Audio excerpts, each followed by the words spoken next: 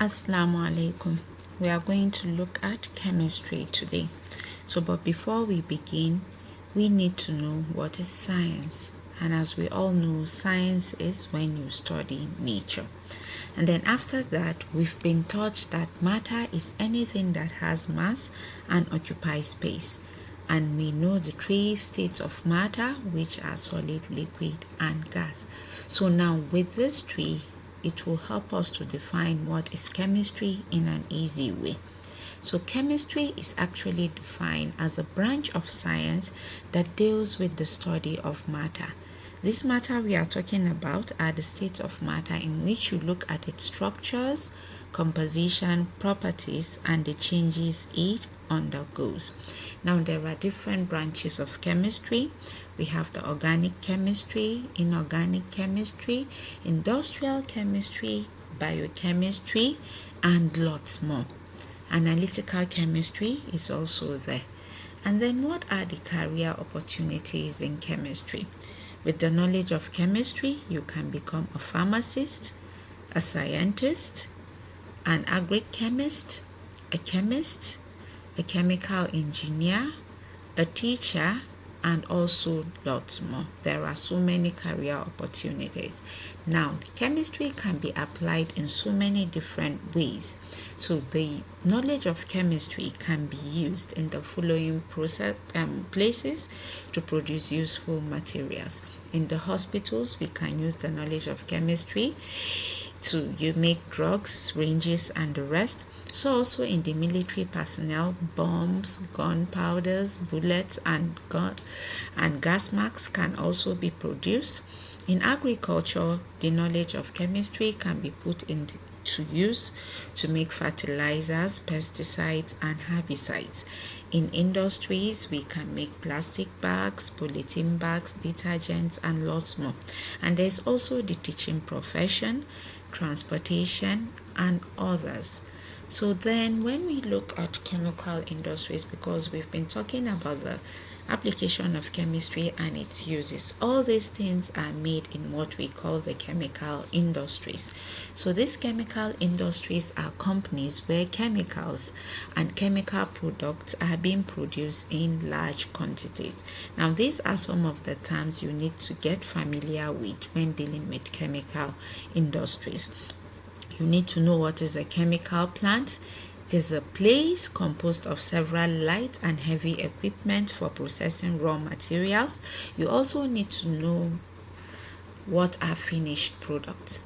They are the main primary products, which are the final materials made after a chemical process that is ready to use. For example, you may get sugar from sugarcane. It's the final product. And then we have the byproduct as well. You can come across this word, which is an extra material made during a chemical process, but it is not the main product.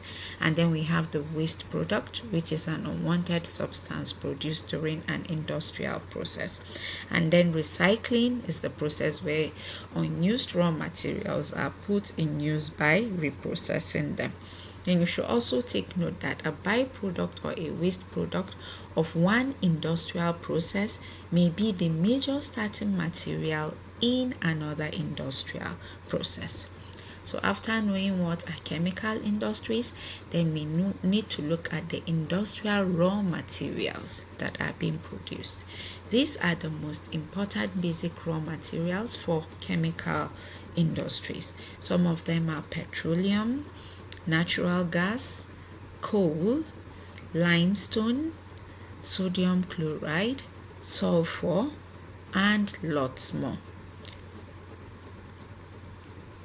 We can also look at the classification of these chemical industries. We have different types, but they are classified in different ways. The chemical industries can be classified according to the products they produce. Now we have the heavy chemicals. So these chemicals are produced in very large quantities annually all over the world. Examples of these heavy chemicals are tetraoxosulfate 6 acid, sodium hydroxide, and lots more. We also have the fine chemicals. These are specialized chemicals produced with very high degree of purity than the heavy chemicals. They are made for specific purposes. We have the drugs, dyes, paints, and lots more. We also have fertilizers. They are part of the classified chemicals. We have plastics. We have pharmaceuticals. We have food and beverages. We have ceramics and all lots more. Then we need to look at the factors you need to consider when you want to set a chemical industries. There are so many factors that you can consider in case you want to open a chemical industry in your area. You need to consider the location of the raw materials, that is the availability. You need to make sure there is water supply, there is energy supply. You need to have easy access to transport, easy access to markets. We need to have easy access to workers as well.